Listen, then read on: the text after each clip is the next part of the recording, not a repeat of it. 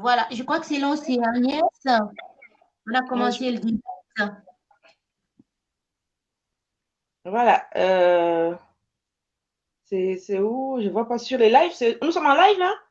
Oh, nous sommes déjà là. Bonsoir la famille, bonsoir. D'accord. Bonsoir. Ben, il fallait que j'ai un téléphone pour pouvoir voir si les personnes nous regardent. Alors, bienvenue à tout le monde, bienvenue à toute la population camerounaise et à tout le monde qui peut être là pour nous regarder. Nous sommes en train de faire un petit direct en direction du 237 et surtout pour faire comment dire, la promotion de la conférence Bobitana qui se tiendra à Genève demain. Et donc, ma guest star, c'est bien la Twin. Et je suis ravie d'être avec elle parce que justement, c'est très difficile pour moi de faire des lives. Et comme elle sait vraiment ramener les choses, donc je vais justement lui laisser la parole pour qu'elle me dise un petit peu comment elle trouve cette conférence.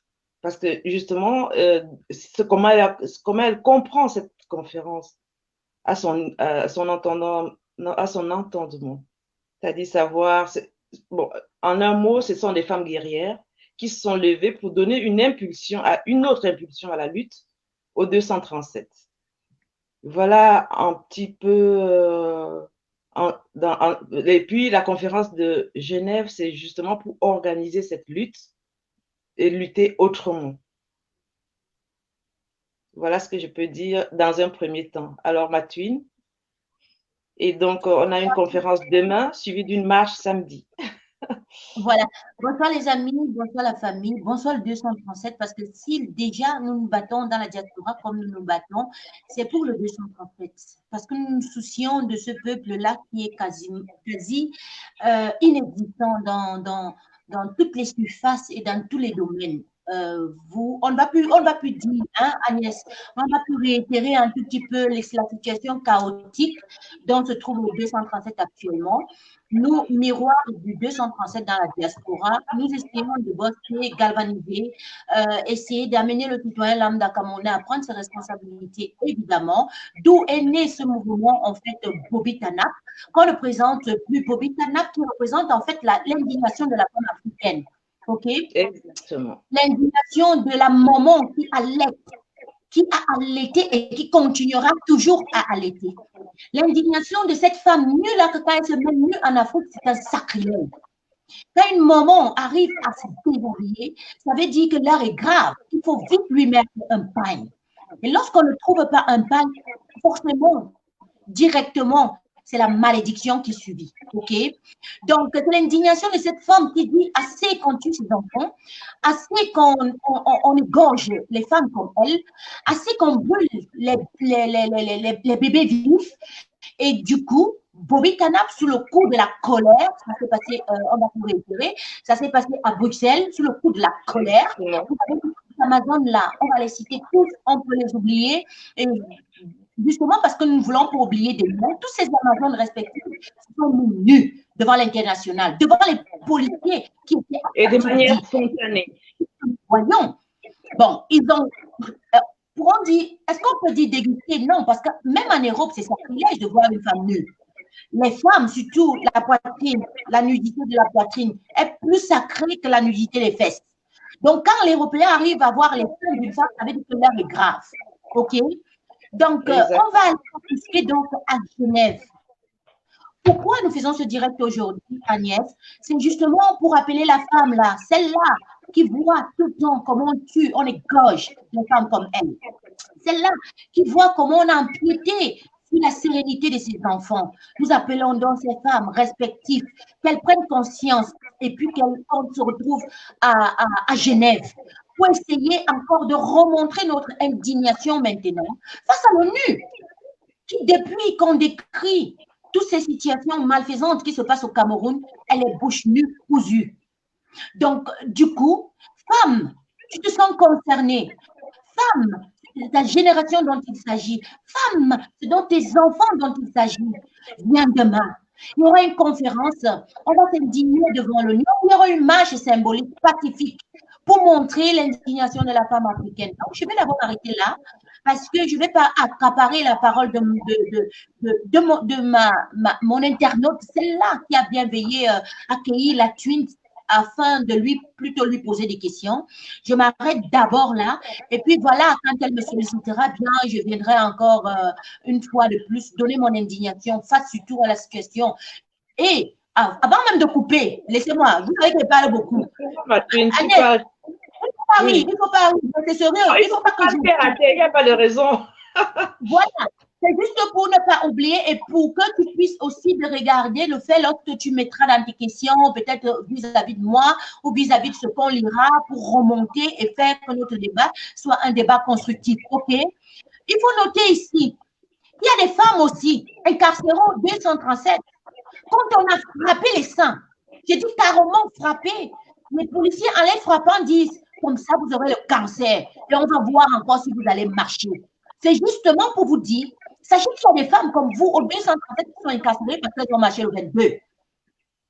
Donc, c'est juste pour ne pas oublier. C'est encore une raison pour laquelle nous allons à Genève. Une raison pourquoi nous allons nous indigner et dire que ce n'est pas normal qu'en 2020, il y ait encore de la barbarie au temps d'Hitler au Cameroun. Voilà, je vais te laisser la parole, maman. Pardon, excuse-moi d'avoir un peu duré. Et, hein? Non, tout à fait normal, parce que justement, Bobby Tanaf, ça inspire, ça donne envie de dire des choses, parce que tout ce qu'on a déjà vu jusqu'ici, c'est... Voilà, il y a eu, nous les femmes, nous sommes souvent indignées, mais on s'est rendu compte que la femme africaine s'est indignée de cette façon, mais pas de manière ostentatoire. C'est-à-dire jusqu'aujourd'hui, les femmes sont toujours un peu reléguées au deuxième plan. Enfin, c'est-à-dire qu'ils ne revendiquent pas réellement leurs droits. Ils ont l'impression de n'avoir que des devoirs. Et devoirs, c'est-à-dire que voilà, faire des enfants, les éduquer, les envoyer à l'école, et puis le reste, c'est les autres qui gèrent. Par contre, elles ont oublié le pouvoir qu'elles ont d'avoir inculqué à ces enfants des valeurs. Et ces valeurs qui sont bafouées aujourd'hui par ces gens qui tuent nos enfants, qui tuent nos filles. Voilà, tu as bien fait de relater tout à l'heure les guerres qui se sont passées au Nozo, les enfants, les filles qu'on a décapitées. La guerre qui se passe encore parce qu'on fait semblant parce qu'on n'en parle plus tellement beaucoup. Le voilà, c'est encore d'actualité, exactement. Voilà, il cache tellement les infos que forcément, parce qu'on ne voit rien, de temps en temps on écoute, mais on oublie que là-bas c'est le martyr, c'est le pire. C'est pire. Donc, il faut qu'on remonte cette info tout le temps, quitte à crier là-dessus. C'est même pourquoi encore nous allons à Genève, parce que ça ne peut plus continuer. Il y a encore quelques 3-4 semaines, il y avait une femme qui était égorgée. C'est pas normal. Et à vif. Et c'est vrai qu'on ne nous dit pas tout, on ne voit pas tout, mais simplement les informations remontent. Donc, pour ne pas vraiment tout le temps effrayer les gens avec les images immondes, on essaye de canaliser nos énergies et maintenant on veut s'organiser de manière à ce que ces femmes ne se laissent plus faire de la sorte, qu'elles sachent s'indigner, qu'elles sortent dire non et qu'elles sachent dire non. Parce que justement, on a toujours tendance à dire, bon, les femmes, vous êtes... vous n'allez pas parler, vous n'allez pas participer à la vie politique tu ne participes pas à la vie politique de ton pays, tu ne participes pas même à la vie économique de ton foyer. Donc aujourd'hui, les femmes se sont quand même rebellées de ce côté-là, côté économique, de manière à ce que les femmes se battent. En général, ce sont les femmes qui donnent, enfin, les familles monoparentales en général, ce sont eux qui font tout pour leurs enfants. Pourquoi ne pas... Mon chéri, ce que tu es en train de dire, pour que ça ne fuit pas ma pensée, Agnès. Oui, oui. Justement, on croit, on a tendance à croire que la femme, surtout camerounaise ou africaine en général, c'est celle-là qui est relayée au second plan. Pourtant, c'est elle qui a le premier plan. Regardez bien comment elle fonctionne. C'est la femme qui c'est la femme qui est ingénieuse à rapporter des sous. C'est la femme qui crée. C'est la femme qui se lève au quotidien très tôt pour vaquer aux occupations familiales et qui, ramenant des sous, régénère ça dans le foyer et forcément, ça amène à tourner la société. Quand vous regardez, par exemple, le Cameroun, qui sont les champions dans les marchés, est-ce que ce sont les hommes? Pas du tout. Voilà. Laissons donc les marchés. Quand nous regardons par exemple dans les quartiers, qui sont les champions à se lever, même ne serait-ce que pour les beignets, pour briser les poissons brisés, pour faire tous ces petits sales boulots au quotidien. Sale boulot, mais rapportant. Je ne néglige pas le boulot. Mais Oui, non, pour moi, on mérite mieux. OK? Et elle mérite mieux. Elle mérite mieux. Voilà. Elles doivent Je vais s'indigner. Regarde bien, hein, Agnès, je vais encore peut-être un peu beaucoup plus haut concernant maintenant le système gouvernemental. Regardez tous les petits boulots qui sont entre professeurs, entre celle qui nettoie la maison, entre celle qui est en train de faire la bureaucratie, entre celle qui est en train de classer la paperasse, qu'on va dire secrétaire et tout, c'est toujours les femmes. C'est toujours les femmes. Et elles sont mal rémunérées, elles sont mal considérées, et voilà. Secteur, hein, Agnès, dans tous les secteurs, hein, dans Camtel, dans OTN, j'ai dit c'est à la poste, dans tous les secteurs au Cameroun, c'est la femme qui régénère les sous qui entrent dans le gouvernement et qui fonctionne, qui le fait tourner. Mais maintenant, quand on va parler maintenant des grosses postures à dilapider notre argent, on ne voit plus la femme. On ne voit plus la femme, elle n'arrive plus à s'indigner. Elle s'indigne, mais elle s'indigne dans sa cuisine. Elle ne dit pas de manière ostentatoire qu'on en a marre. On parle ministre, non, on les verse comme ça, on dit, bon, reste à la maison.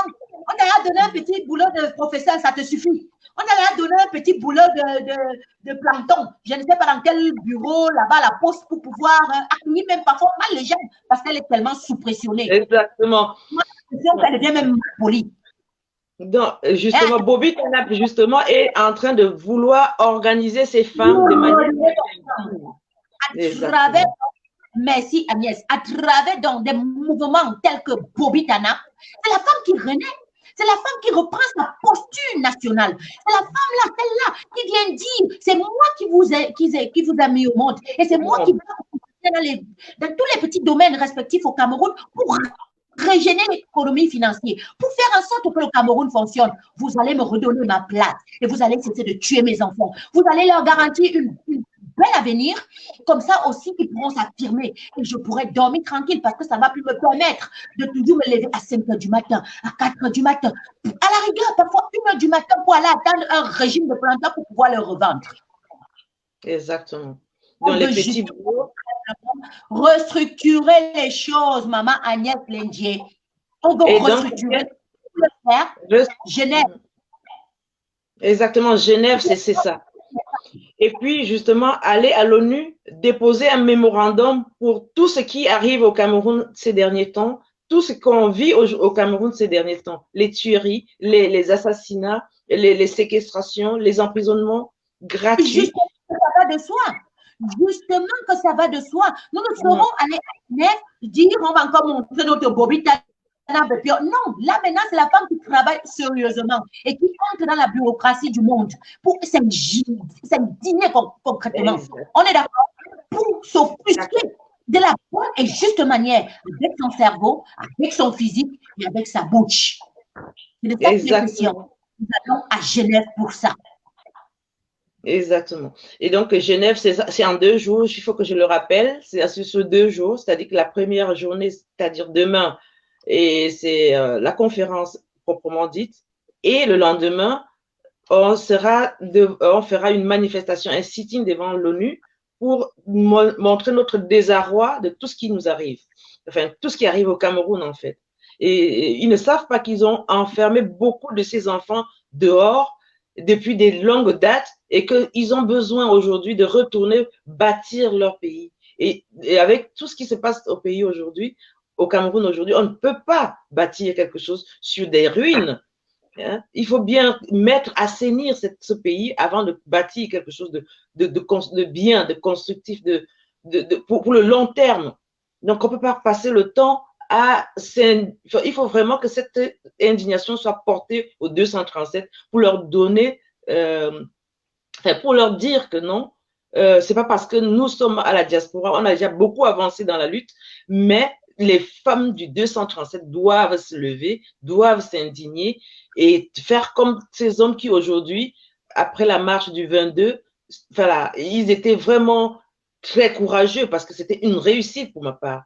C'était une réussite, ces marches du 22. Parce que je ne comprends pas que dans un pays où on a le droit de marcher, Merci, merci vraiment de leur intérêt. Ce n'est pas seulement pour ta part que cette marche était une réussite.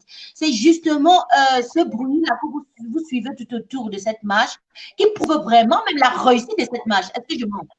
Donc, quand les enfants ont bravé toute l'armée qui était dispersée dans tout le Cameroun pour les réprimander. Ils ont bravé. Alors, ils sont prêts à le refaire. Il faut qu'on le réitère bien.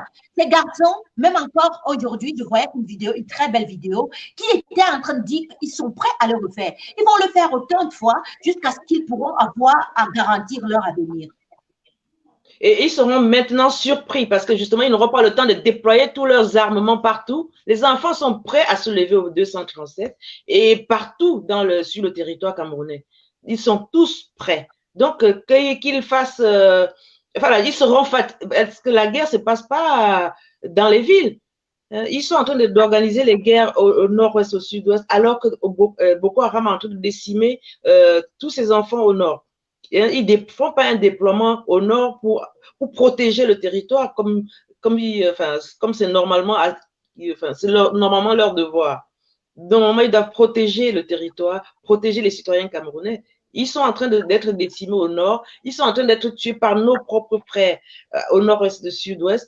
Mais c'est vraiment déplorable de voir que le Cameroun tombe si bas avec toutes les personnes intellectuelles bien construites qui sont dispersées de par le monde, qu'on voit ce qui se passe au Cameroun, qu'on nous dit que c'est la paix au Cameroun alors que c'est le désastre. Non, il faut vraiment que la lutte doit continuer jusqu'à la gare. C'est pas possible de s'arrêter là. Voilà, Mathieu. Voilà. C'est possible que ça ne s'arrêtera pas là parce que des retours que nous avons, même de cette indignation des jeunes, de la jeunesse active, nous prouvent qu'ils vont le refaire. Si c'était à refaire, ils le referont autant de fois jusqu'à ce qu'ils puissent en sortir. J'avais voulu, la dernière fois, essayer de mettre un audio qui aurait été profitable pour tout le monde. Je n'ai pas pu. Je ne sais pas si moi, je peux le retrouver ici. Par rapport à ça, peut-être Bobby Tanab, la page en profitera de cet audio que moi je n'avais pas pu mettre un beau matin quand j'allais pour montrer la détermination du citoyen lambda camerounais, pour montrer à ce que, en vous disant, n'ayez pas pitié, parce que ça ne s'agit pas de pitié, il s'agit de concrétude et toute personne qui a été incarcérée dans les marches concernant du 22 septembre savait déjà au préalable que tu pouvais les atteindre. Ils savaient qu'ils étaient préparés. À venir nous dire aujourd'hui qu'il ne faudrait pas qu'on galvanise assez le peuple, alors faire comprendre que c'est juste du bruit, mais ce bruit s'arrêtera quelque part. Ce n'est pas qu'on dit que ces personnes n'ont pas été arrêtées, qui ne sont pas peut-être brutalisées et comme ça, mais ils le savaient. Et ces jeunes sont encore plus prêts même à refaire le mouvement. Nous, maintenant, quitte à nous, dans la diaspora, en tant que femmes, de protéger ces enfants-là. À travers le Bobby Tanap, oui, qu'on voudrait aussi qu'il naisse au Cameroun, qui trouve sa structure, qui s'offusque, qui se lève, qui marche aussi comme celles qui ont marché dans l'Occident, qui t'a même marché nu. Il le faut. Il le faut. Parce que quand tu vois tes enfants être en péril, Agnès, tu ne peux pas laisser. C'est là où ton esprit réfugie de partout. Et c'est de ça qu'il s'agit. Et c'est de ça qu'il s'agit. Que la femme camerounaise comprenne que c'est pas le fait de dire on va faire comment, mais c'est toi qui as porté 9 mois. Non, on est fatigué d'entendre on va faire comment. Parce que justement, ils ont déjà une autre dynamique aujourd'hui que je pense qu'ils ont oublié le on va faire comment. Et j'espère qu'ils aient oublié ce mot-là. Parce que c'est quelque chose qui rend les gens dépendants. C'est-à-dire qui ralentit l'effort de la personne, en fait. Ça ralentit ton effort, ça t'empêche de donner le meilleur de toi. Parce que quand tu dis on va faire comment, c'est une résignation. C'est que tu recules devant l'effort. Tu ne fais aucun effort pour t'en sortir. Donc aujourd'hui, à regarder ce qui s'est passé le 22, je pense que les Camerounais sont prêts. Je pense qu'ils sont prêts à se lever tous les jours pour vraiment sortir de cette situation qui les accable, qui nous accable tous aujourd'hui. parce que ça nous accable tous. C'est pas parce que nous ne sommes pas au 237 que nous ne sommes pas accablés. Au contraire, tout à l'heure, dans 15 minutes, je dois prendre un transport pour Genève, justement à l'occasion de la conférence Bobby Tanap. Et c'est pour ça que notre direct ne doit pas durer très longtemps parce que j'ai un transport qui partira autour de 22h30. Mais je suis très ravie d'avoir fait ce direct avec toi parce que je ne voulais pas le manquer pour rien au monde. Parce que je sais que la manière que tu galvanises, c'est tellement compréhensible par le commun des mortels et que chaque personne se met à ta place. Chaque personne se met à notre place, à la place du pauvre Camerounais. Je vais te couper tout justement, mais très bien. Dans le sens où chaque personne, nous voulons que la femme s'implique, Agnès. Il y en a pas, composé essentiellement de la majeure partie grosse prenante de la population camerounaise. Et si cette femme ne s'indigne pas, on les voit à l'échec. Comprenez bien ceci.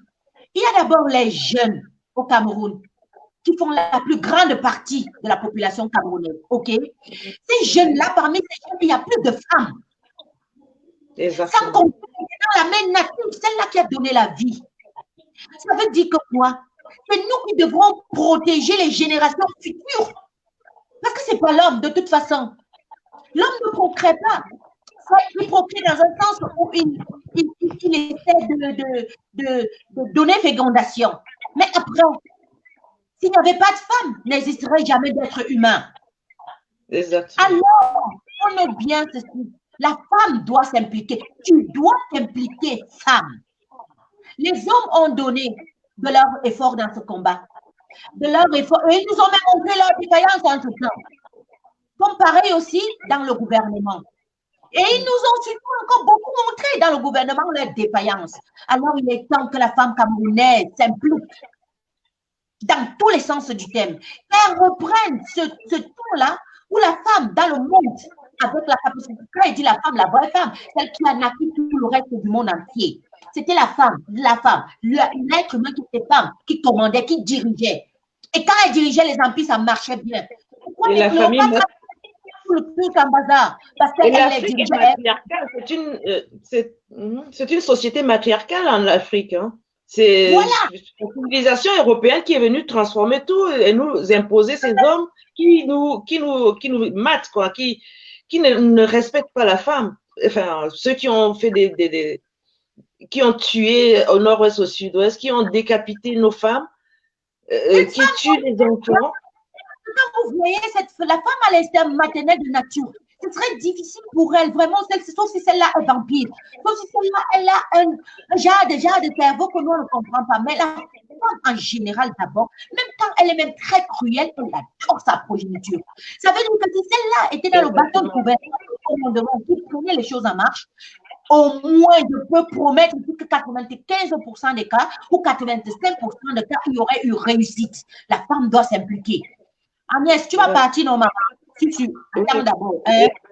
Non, mais c'est à 21h, non. C'est à 21h que j'ai. Ouais. Pour gagner le temps. On a le temps jusqu'à 21h au moins.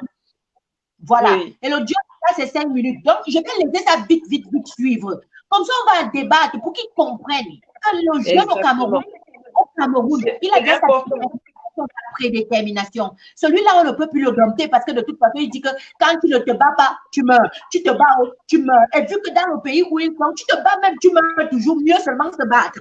Mieux seulement se battre, c'est clair. Voilà. Et puis, on va continuer à dire, donc, si ce jeune homme parle comme ça, que toutes les mamans aillent protéger la vie de cette secrétaire ici. Il est plus sauf que jusqu'à la gare. On se retrouve à Genève. Bonjour à tout le monde. Bon, je voulais vous rassurer et vous informer que je suis finalement libre après 2 jours de détention à la compagnie à la brigade de terre de Bonanjo. Et j'ai voulu faire le message dans le groupe parce que j'ai reçu beaucoup en éveillé le message des uns et des autres qui s'inquiétaient de ma situation. Donc, je voudrais aussi un peu être amusé parce que leur réjouis du fait que je sois aux arrêts. Mais pour les rassurer, je voudrais vous dire que le colonel qui m'a interrogé, ceux qui m'ont entendu, je les ai rassurés. Je n'ai jamais dormi autant en sécurité. Je me suis jamais senti en sécurité de dormir, sachant qu'il y a un colonel qui assure ma sécurité, qui a un procureur de la République à côté de moi, qui a autant d'officiers de police qui sont là, juste pour ma sécurité. Et que le jour qu'ils vont me relancer, si je pouvais avoir la même sécurité dans mon quartier pour ne plus subir les agressions, je devais me réjouir de cela. Je voudrais aussi vous dire, pour ceux qui disent que c'est bien fait pour lui, et pour le reste, pour dire que Thomas Sankara disait souvent, un esclave qui est incapable d'assumer sa libération, sa révolte, un esclave pour qui on ne doit pas s'apitoyer, un esclave dont on ne doit pas s'apitoyer sur son sort. Je vous dis que vous croyez que vous avez le droit, pour ceux qui croient qu'ils ont le droit, c'était lorsque les Camerounais sont tués dans le réseau. Ceux qui disent qu'à chaque fois qu'on a tué un militaire là-bas, ce n'est pas leur frère, ce n'est pas un membre de leur famille. Il faut savoir qu'on n'avait pas le droit de lutter en tant qu'être humain, en tant que Camerounais, en tant que frère. Donc, j'ai décidé de ne pas me taire. Et j'ai rassuré à ceux qui m'ont arrêté que la prochaine fois qu'il y aura marché, qui ne peut pas encore m'arrêter. Parce que jusqu'à ce que le sac arrête de couler, tu ne peux pas être complice, tu ne peux pas avoir un silence complice de cette situation. Et pour d'autres qui pensent qu'ils sont libres, vraiment, je voudrais attirer votre attention sur un aspect. Et lorsque je vous ai écouté parler, j'ai eu envie de rire parce que pour la plupart, comme moi, nous avons eu le bac, ça fait à peu près 6 ans aujourd'hui. Peut-être voir 7 pour certains, voire 8 pour d'autres. Mais essayez un peu de faire les statistiques pour aussi. Regardez dans votre entourage.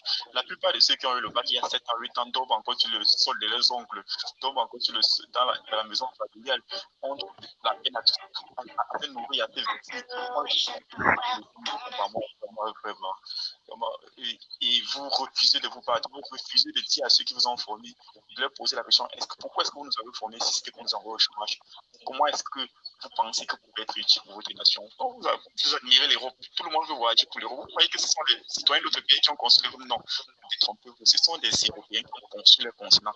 Chaque fois que c'est construit, commencez à vous poser la question, comment est-ce que moi j'ai fait à mon niveau pour construire le Cameroun? Si chacun se mettait dans le chantier à construire le Cameroun, on ne sera pas là. De toutes les façons, nous, on ne se plaint pas beaucoup, vraiment. Et je suis bien logé. Ça fait longtemps que j'ai quitté le toit de mes parents. Je suis bien logé. Je n'ai pas les problèmes de famille. Et je n'ai pas les problèmes de santé. Pour vous autres qui vous restez, qui croyez que vous vous moquez, qui vous restez derrière, qui avez tous ces gens de problèmes-là, vous ne pleurnichez vraiment. Nous, on ne sait pas.